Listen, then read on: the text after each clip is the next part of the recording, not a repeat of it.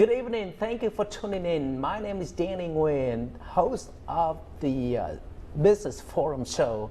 Today it's my great honor to have a very special guest, and I will be sharing with you who that is in a moment.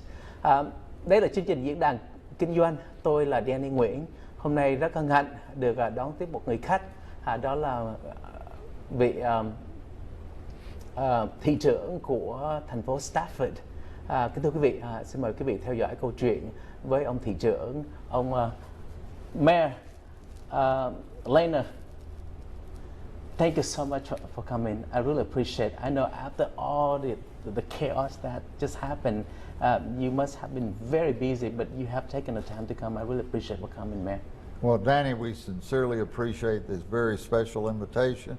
We look forward to it, and hopefully we can communicate a few things that will introduce us to the TV audience and to you and your very outstanding operation that so many people look to for information about this area back to your TV viewing audience. Thank you, Mayor. I also have Mr. Bert Levine to be with us, with my co-host. So, what a nightmare in the past few days. So, share with us, share with our audience about your experience. Danny, we had one of the most, in the words of the governor, we had one of the most horrific tragedies and disasters in the history of Texas. Some have said it was 1,000-to-1 shot. Some have said that it is a once in an 800-year flood. But we've had more rain in the last few days than sometimes we get in over a year. Right. And consequently, and it has inundated so many areas. So it has been very, very difficult and stressful, but fortunately the people, the employees of these governmental entities have risen to the occasion. They've worked to first and foremost preserve life, but also to preserve the city, the properties, and to protect the people during these most trying times. Right, right. So how's your family? Everybody is doing fine. And the ones that seem to be the happiest are my 4 dogs who just got a chance to play with the swimming pool. What all the fuss is about, but yes, no, everyone's doing fine. Thank you so much. Yes. Of course, in addition to your immediate family, you have a big family that you have to take care of. You know, when talking about your city, people tend to think about how diverse it is. So would you please tell the audience about the demographic of the city? Well, we're very pleased. Based on the 2010 census, and obviously we'll get another one in 2020, yeah. But we have approximately 26% African American, 25% Hispanic, 24% Asian, and 23% Caucasian. So it doesn't get much more diverse than that, but we all try to work together. We all try to work in a common effort, and that diversity lends a dynamic and a perspective that you don't get when you don't have that type of diversity. Yeah, you have been mayor for about... I will, next week it'll be 48 years. 48 years I of was here when service. Richard Nixon got elected. So, wow. So you have seen the transformation of the city, starting from agricultural farmland into a metropolitan. I mean, tell us briefly about the transformation. The transformation has been incredible. We were basically cotton fields and okra fields with a couple of gas stations and grocery stores. Now we have over 2,000 businesses in our 7 square miles. We have many manufacturing businesses. We have all types of enterprises. And of course, the farmland has continued to shrink. There's very little of that. But we have gone from where we had approximately $100 million in valuation of everything to where we're now pushing $3 billion. Yeah. Quý vị đang theo dõi chương trình diễn đàn kinh doanh. Chúng ta đang nói chuyện với ông thị trưởng của thành phố Stafford là ông Mayor Leonard Scarcella. Và câu hỏi được đặt ra, Quốc đoàn hỏi ông là ông Mayor đã phục vụ gần nửa thế kỷ, about half of a century of dedicated services. Quốc đoàn hỏi ông coi, từ khi mà ông bắt đầu nhậm chức thị trưởng cho tới bây giờ thì ông đã thấy được cái sự chuyển biến của thành phố, cái sự chuyển mình nó là cái của thành phố Stafford, nó là từ một cái miền vùng đất mà người ta trồng bông gòn. Cotton used to be the primary industry. Correct. 50 years ago. 50 years ago, most of the area... What was the population when you first started, man? When I first started, the population was just under 3,000. In fact, what's so amazing is that the population of Stafford, Missouri City, and Sugar Land did not equal 10,000, and now it equals close to 500,000. 500,000. Wow, wow, that's very impressive. So when you first started it, I mean, you had a vision of what is happening right now. Is your vision and the reality seem to be congruent? Well, actually, the reality has exceeded my vision. Of course, I didn't think I'd be here this long, but and many more years to come. So, I mean, you're not done yet. And I hope so. But really, you know, just bringing us into the modern world, so to speak, because we were literally 12 miles from Houston. There was only one highway, which basically was South Main or Main Street, and the first building that you got to from Stafford was what was called the End of Main Ballroom. Yes, yes. So the growth, of course, Houston had tremendous impact on Stafford and all of Fort Bend County. Right. But we've seen this dynamic growth, this tremendous economic engine, fueled, and it should never be underestimated, fueled by the oil and gas industry. That's what Houston had relied on to provide its most critical financing and resources. But obviously, everybody says you have to diversify, but we can't forget that Houston was the center and really the epicenter of the oil and gas industry, and when the oil and gas industry has suffered, so has Houston. But we have seen, and you see the buildings in the background and whatever else, so many of those were non-existent when I became mayor. Those have all sprung up since then. They've added to what's happening in Houston, and of course it's just pushed out in every direction, and a lot of it certainly benefited Stafford. Right. What would you say some of the contributing factor for the such a dynamic growth today? I think, Danny, one of the main things is people felt that they could come to Stafford and Houston and wherever else and get a new and very innovative and invigorating approach to life, that it offered opportunities that in some of the other cities of the United States, they weren't there. In fact, they were declining. But Houston offered an unlimited opportunity, assuming you were willing to work hard, you were willing to do the things that were necessary, and that you had that you were innovative, that you were had a perspective and a vision that would bring about something that would people would be attracted to. And so we've seen a mass migration into Houston, as you know so well, and that migration then has spilled out. And one of the most incredible aspects of that has been the Asian community, because as I related to you before, you used to talk about Indians. Well, the only thing you thought of then was a red man on a horse with a bow and arrow. Right. Now you see tens of thousands of Asians, and the Asian community is so dynamic and it is so innovative. That's one thing that a lot of people don't realize.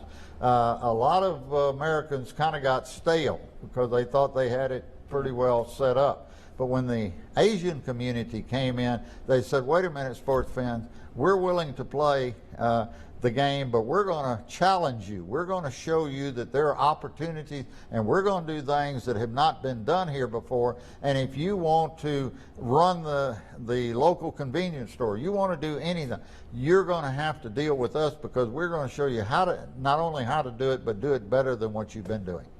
Wow, wow, wow. So you would say the success had to do with the creativeness, the courage, and the determination to make a difference. Absolutely, and the resourcefulness. Asians are exceedingly resourceful, but they love some things that are so critical, and so much in the fiber of Americans that a lot of Americans have family, education. One thing is the family, religion, education, commerce, and the ability to succeed and to do and work as hard as necessary to make sure that you have a success.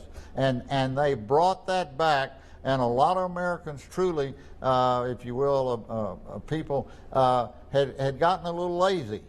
But now the Asian community, in my opinion, has challenged them, has shown that we can be as resourceful, we can be as productive as you.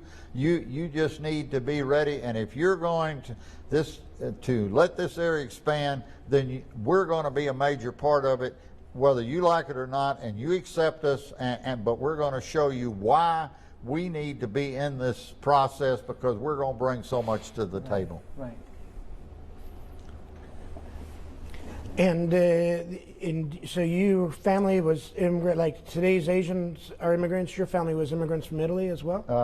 Most of them, yeah, all from Italy, just about everybody from Sicily. How do you pronounce your last name exactly, man? It's Scarcella in America, but if you go to Rome, they'll fuss at you because the CE is pronounced ch, so it would be Scarcello. And a clerk at the hotel in Rome really jumped on me and admonished me because I pronounced my name Scarcella and not Scarcello. And you graduated from Texas A&M University, yes. UH Law School, yes. Served the Texas Air National Guard during Vietnam. Yes. Wow. Yeah. And had the distinction of serving with President George W. Bush. The highway out here is named after Senator Lloyd Benson. I was in there with his son, got to know him, and in fact I was his campaign manager when he ran against George W. Bush for Senator of Texas. Right. Wow, interesting. There are a lot of small businesses along 59, yes. 1092, Murphy Road. Yes. And among those small businesses, I mean, you know a lot of these small business owners because you are very highly interactive. I mean, you are a person who doesn't just sit in the office, but you come out, you talk to people, you interact with people. So based on what you know, what are some challenges that these small businesses are facing right now after the hurricane? That they're facing, and I just went to the Best Burger, which is where they have the hamburgers, and yet they also have an Asian cuisine as part of that, which is most interesting. But they know that they've got to sell the best hamburger they can, and so they're very into providing opportunities. They hire quite a few people, but they're just hard-working people, and they work literally 7 days a week. They may be closed on Sunday, but the proprietor is there working and getting everything ready for Monday. We have a lot of small businesses. We pride ourselves in being able to, if you will, implement the permitting process, do all the things that make us what is considered business friendly. You have to be friendly. They're working hard. The least they can do is get support from the governmental entity, local governmental entity, and not opposition or anything that impedes them. So we work very carefully with them, and they know if they've got a problem, call City Hall. City Hall is going to help you. It's not going to be a stumbling block. but we need to know you need our help. But if you tell us that, we're going to be there and we're going to help you in every way that we can. Let me translate that. I think that is very important for our audience. Kính thưa quý vị đang theo dõi chương trình Diễn đàn Kinh doanh và chúng ta đang nghe sự trình bày của ông thị trưởng Stafford là ông mẹ Leonard Scarcella, và ông ta cũng trình bày về những cái kinh nghiệm làm thị trưởng trong gần 50 năm qua. Và ông cũng đã chia sẻ vài kinh nghiệm về sự trưởng thành của thành phố và những cái ưu điểm mà tại sao cái thành phố Stafford nó lại có một cái sức phát triển rất là mạnh như vậy. Và ông đặc biệt là đề cao về những cái người tiểu thương, những thương gia Á Châu, và trong đó là có người Việt của chúng ta. Và ông nói là người Việt là một trong những cái nhóm người mà có một cái tinh thần rất là sáng tạo và sự can đảm và làm việc rất là cần cù chăm chỉ, đã đem những dịch vụ và sản phẩm đến cái thành phố của Stafford, và đó là một cái yếu tố mà ông nghĩ là đã đem lại những cái nét đặc thù cho cái sự phát triển của thành phố Stafford. Và một trong cái điều mà chúng ta biết đó, hay là quý vị cũng có thể chưa biết đó, là trong thành phố này nó đặc biệt với các thành phố khác là nó không có property tax. Sometimes I do not translate exactly. I just add something because I know a lot about Stafford. Good. If you will. No, So man, I appreciate that so much, Danny, because you do have a tremendous understanding of Stafford. You've been next to it, lived next to it. Yes, sir. Held public office next to it. So you know a lot of things about it, and we really appreciate you communicating that. Yeah, yes, I appreciate it. And the Stafford schools have an important part in yes, history as well. that's a very good point. We get to that, but you know that a city is just like an organization. I mean, what can you do to attract people coming to your city? You must have a comparative factors. I think it's so strategically located. You know, even though you said Stafford, but to me, Stafford is closer to the heart of Texas Medical Center than many other many areas of Houston. So it's strategically located. If you drive through 59 South, you see the sign, the monument of Stafford, and Kimson restaurant is in Stafford, that point. And Stafford used to be the home of Texas Instrument, right on 59. But let's talk about property tax. I mean, this is something that is so unusual. Why your city don't have property tax? How could you survive? Well, we get a large percentage of our revenues from sales tax, but we also endeavor to bring business in so that business can generate other taxes and other resources besides property tax. We eliminated the property tax in 1995. We're the largest city in Texas without a property tax. Everybody said it was an experiment. It was in Wall Street Journal. This will never work. Our cash resources went up 10 times in 10 years because of the zero property tax. Wow. And it continues to escalate. So many businesses, you mentioned the small businesses, but bigger businesses come in because they tell me, Mayor, we saved tens of thousands of dollars on our bill before federal taxes. To a small businessman or to a medium-sized business, this is huge. So anything that you can do to maintain the zero property tax and let us use that money to develop and to expand our businesses as opposed to sending it to the government and it going down a black hole and you don't know where it goes and what it's for. You put that money in your cash register, you expand your business, and consequently you have a better chance of succeeding. And that's what we offer to people, the opportunity for the best chance of success that they can have as a business. So you're a real believer in the free market and free enterprise, laissez-faire economics. Well, I think sadly America went to this last election started talking too much about socialism, yes. in my opinion, communism. They don't want to call it that, but that's what happened. Capitalism is what has made America great. We've got to continue it. We've got to yes. expand it, yes. and we've got to do everything we can to see it flourish. Yes, yes. let me ask you a quick question before we go into a commercial break, man. Okay. Who came up with that idea, no property tax? Oh, I did. Man, can I have a high five with you, man? Let me translate this. I think it's important. Kính thưa quý vị, một cái đặc điểm nhất của thành phố Stafford là một thành phố mà không có property tax. Một trong những ưu tư của những cái người mà dọn tới một thành phố, hay là khi mua nhà hay mua những cái property, là cái điều mà quan trọng nhất là người ta hỏi là cái property tax rate, cái vùng đó nó chặt property tax bao nhiêu. Đây là vấn đề rất là quan trọng. Nhưng mà ông mayor này là một cái người từ năm 1985, ông đã đưa ra, ông có một cái sự can đảm đưa ra đề nghị là no property tax.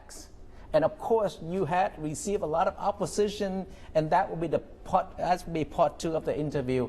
But I really admire you for the courage. Và kính thưa quý vị, mặc dầu không có property tax, nhưng mà thành phố vẫn phát triển, và vấn đề tài chính vẫn phát triển và phồn thịnh.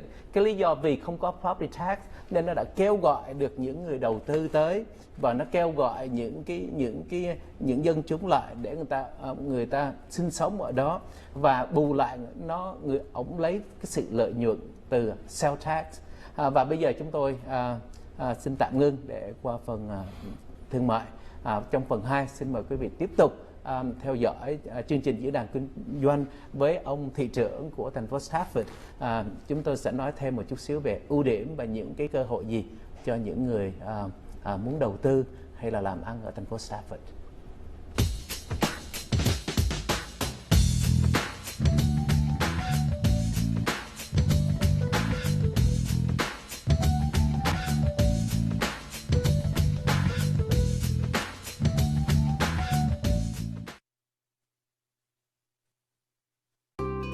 Một tuần lễ trôi qua, buổi sáng hôm nay.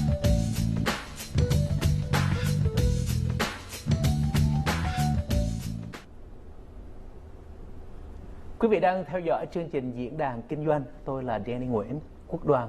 Chúng ta có ông thị trưởng hôm nay, thị trưởng của thành phố Stafford, và chúng tôi có ông Bert Levi, là một người cũng hoạt động trong dòng chính và trong cộng đồng.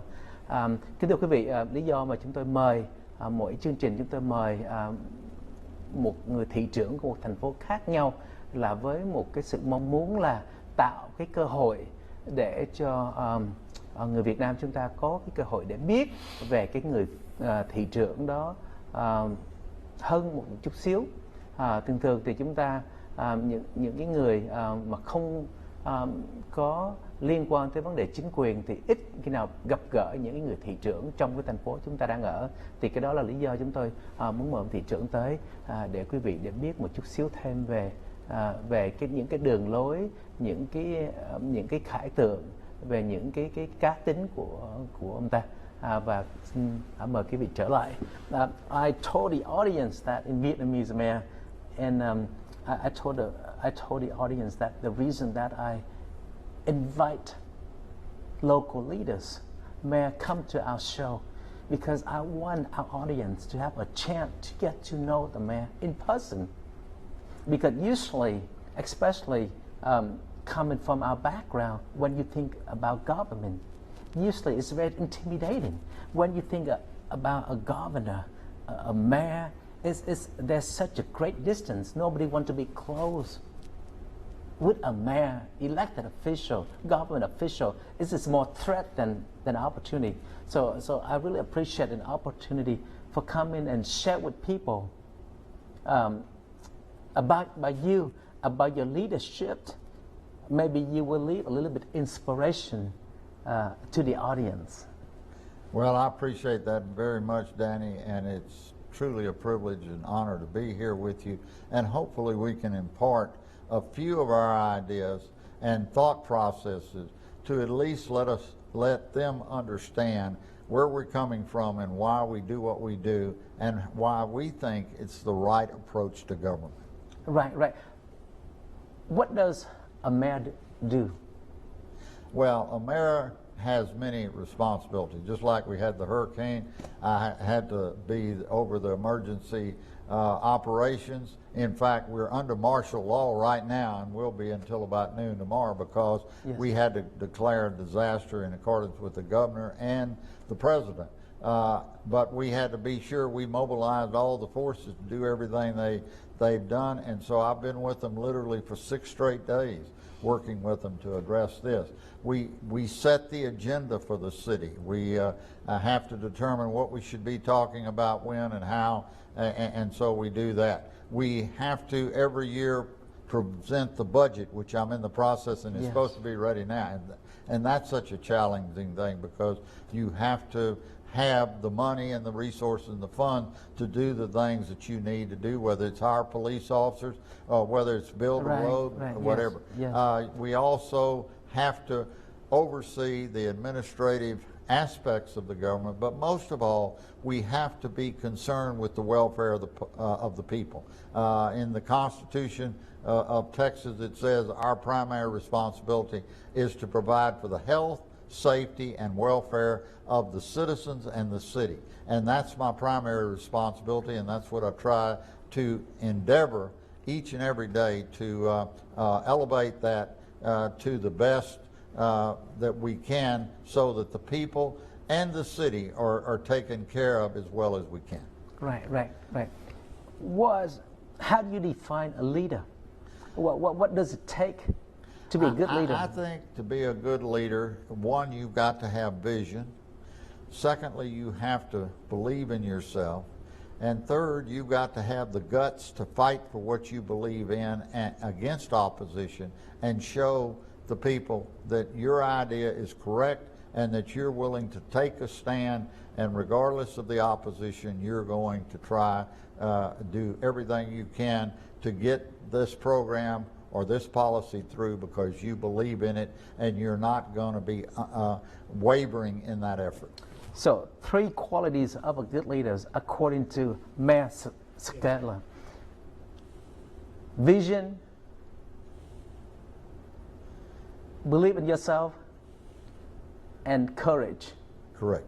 Kính thưa quý vị, Quốc Đoàn hỏi ông thị trưởng một câu là, theo ông thì một người lãnh đạo có những cá tính gì, có những cái điều kiện đòi hỏi gì? Thì ông ta nói một người lãnh đạo theo ông thì có ba tiêu chuẩn. Thứ nhất là phải có một cái vision. Một cái vision là một cái khải tượng. Cái khải tượng có thể nhìn cái vấn đề xa hơn 5 năm, 10 năm. I try to define vision. Vision is the ability to see, to look into the future and see the reality in 3, 5 years, 10 years. Long-term perspective. Right. And number 2, you said that person must have a self-confidence. Và thứ nhì là phải tự tin. Và thứ ba là phải có sự lòng dũng cảm. Dũng cảm mà in Vietnamese mean courage, dũng cảm. So, có một cái khải tượng, tự tin ở chính mình và dũng cảm. Let's talk about courage, man. To me, among all the qualities of the leaders, the one that I admire the most is the courage. Because a leader without courage is to me, is a ship. So how did you get courage, man? How do you have courage to come up with the idea that I don't want any property tax, because you believe that not having property tax will attract people to your city, and when the rest of the people around you did not believe in that? Well, in that combination of the vision, confidence, and courage, you have to have the confidence that what you're advocating is correct, but you have to have the courage to fight, literally fight for what you believe in. Fighting is more than carrying a rifle or something on the battlefield. Fighting is to not only believe in what you're doing, but to try to inspire people, and then to stand up against opposition. There are so many leaders that we have that are supposed to be leaders, but when the opposition comes too strong, then they start wavering and they back off. Yes. To me, that's the problem, one of the problems we have in America. We don't have enough people who are willing to stand by their convictions, fight for what they believe in, and continue to press forward regardless of the opposition and regardless of the criticism that you receive. And you certainly if you can't stand criticism, you won't be there very long. You've got to be willing to endure the criticism and continue to push forward. Yes, I thought this is very important for younger generations who wanted to get into politics or want to be a leader. Kính thưa quý vị, khi nói về những cái cá tính, những cái điều kiện của một người lãnh đạo giỏi thì ông ta nói có 3 điều, nhưng mà những cái điều này nó hỗ trợ với nhau. Khi mà một người có một cái vision là một cái khải tượng, là cái nhìn xa, mà khi mà một người lãnh đạo có một cái nhìn xa, không phải tất cả những người xung quanh mình có khả năng để nhìn cùng chung một hướng với mình được, mà làm thế nào chúng ta có thể được bảo vệ được cái khải tượng, cái nhìn của chúng ta, cái viễn ảnh của chúng ta về tương lai, mà làm sao mà có thể thuyết phục được những người khác nữa. Not only having a vision, man, but you must have the ability, you said, to encourage and inspire others to follow you and to support you, because nobody can do it alone. Tại vì một cái người lãnh đạo khi mà đã có một cái vision, cái viễn ảnh là thường là một cái viễn ảnh lớn mà không thể nào tự làm được, thì cái người lãnh đạo đó phải có khả năng thuyết phục những người xung quanh mình để cùng hợp tác với cái người lãnh đạo đó để đạt được cái mục tiêu, to accomplish common goal, right, man? Correct. But you know, it's just so easy to stand on the platform, and especially you just said it earlier, man. You know, you see, you get a lot of applause from the people and all that. But the most difficult part is that when it seemed that the whole world is against you. But how could you maintain that tenacity and keep going? Have you ever felt so lonely because you think, oh, I must have done something wrong. I mean, I'm different. I'm weird. I mean, I must get back to the normality. Well, I would be less than truthful if I told you those things don't cross your mind, especially when you're getting tremendous criticism. But if you believe in what you truly are advocating, and you know that you're right, and that you truly are sure that what you're advocating will benefit the public and will be to their long-term interest, then you have to stand firm and be committed. And so many people don't want to do that, and they always want to seem to take the easy route or the most popular route. Yes. That's the worst part about politicians. Oh, what's popular? Get a pat on the back. Yes. Well, pats on the back are fine, but they're not going to accomplish very much. And anybody can get a pat on the back if you just kind of go along with the crowd. The real test comes if you can stand with the principle that you know is correct and know that it's in opposition to what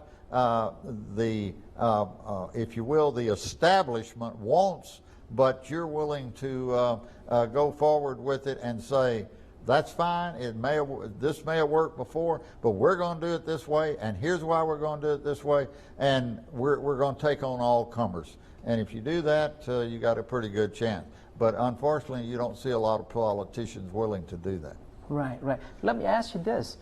Do you think courage is something that could be trained, or that is something inherited in your DNA? I think it's a little bit inherited, or maybe a lot, but still, look at all of the people on the battlefield that get courage to do things that nobody would have ever expected them to do, and you see them, some of them later, getting the Congressional Medal of Honor. When they were a kid, 16 years old, they weren't an ordinary kid like anybody else. They weren't thinking about anything, but they saw the goal, they saw the challenge, and they rose to it, and they said, regardless of hell or high waters, we're going to do what we need to do, and I'm going to protect my fellow man. I'm going to fight for this cause. I believe in it, and I will not be deterred. And so yes, courage can be learned. It definitely can be learned. It's not an easy lesson.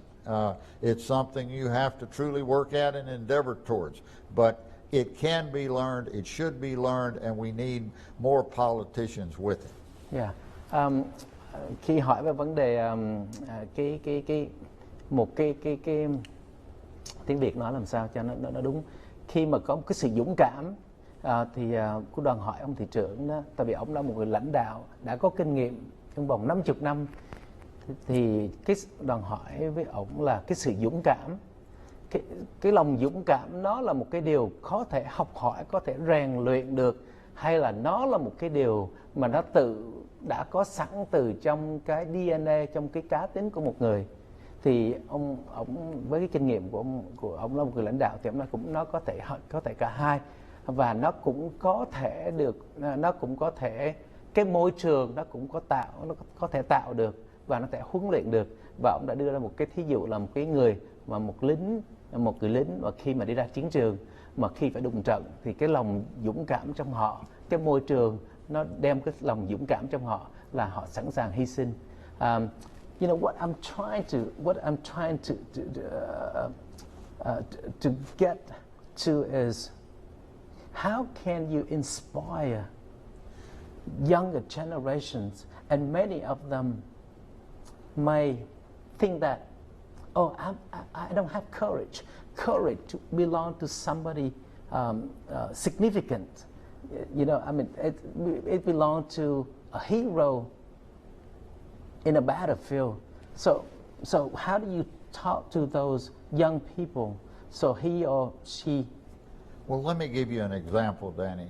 We created a school district, and we broke away from Fort Bend Independent School District and Houston Independent School District to create our own school district to give less privileged youngsters a better opportunity at education.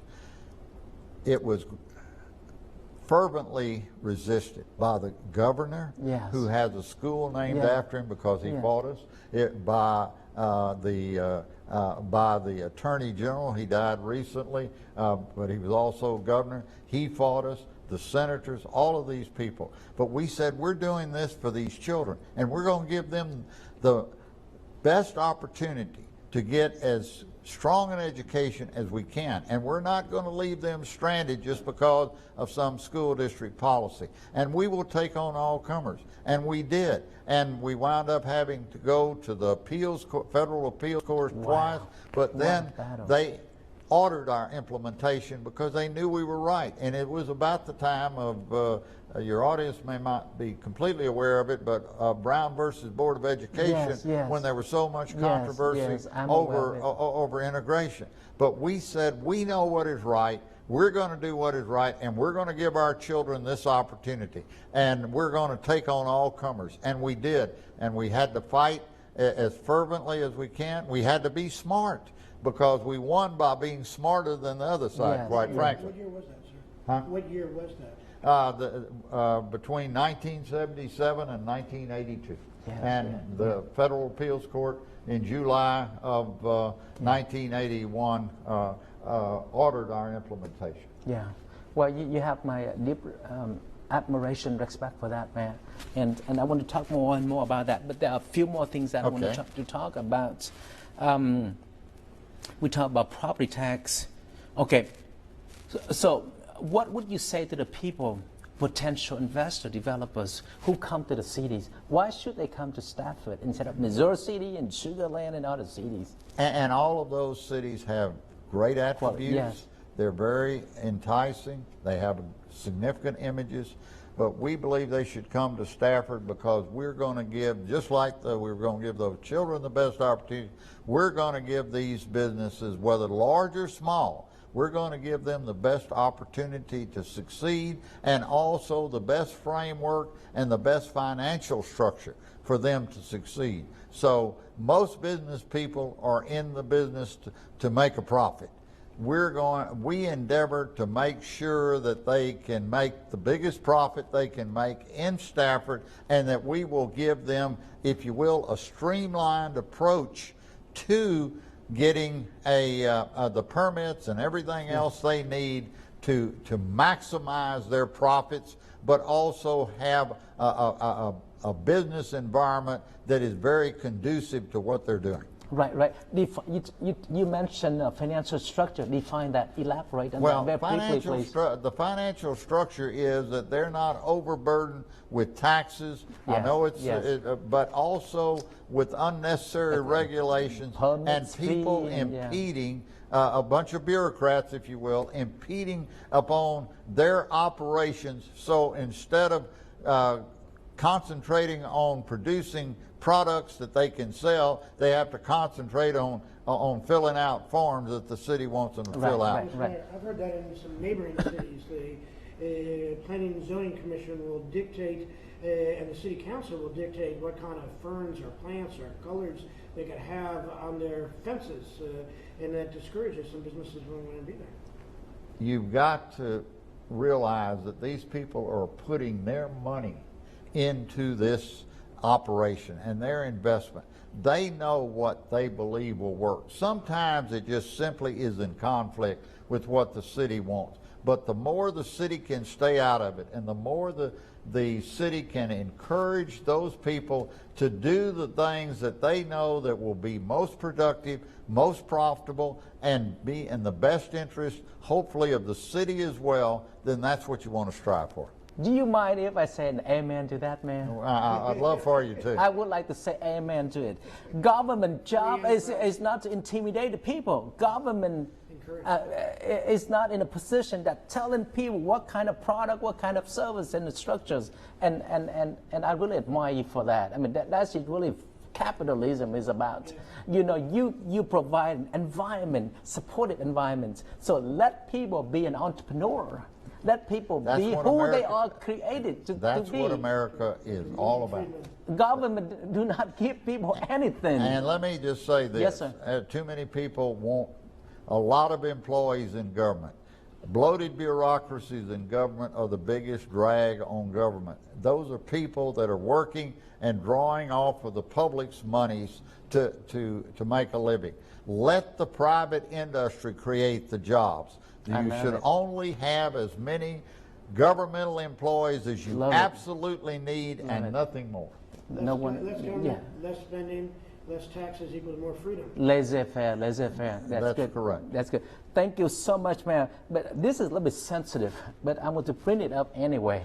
One of the questions that people may be asking, Mayor, you have been mayor for close to half of a century. Have you ever been challenged? And what is it that motivated you keep going to serve the citizen? You could have retired now and go to a vacation, enjoy your life. I mean, why bother?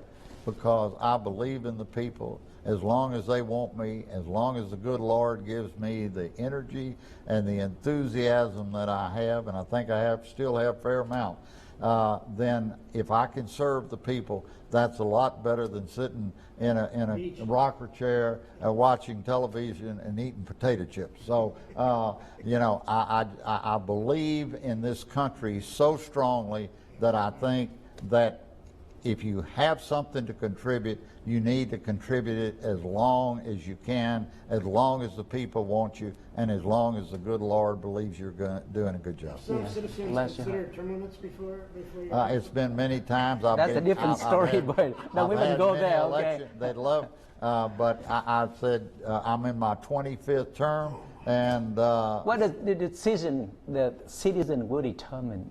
The term limit, freedom. You know, I mean, because term limits would prohibit somebody's somebody's freedom from electing their choice of legislature. Well, I'd have been gone in the 70s if there'd been term limits. Okay, Mayor. You earlier in the show, we don't have a lot of time left.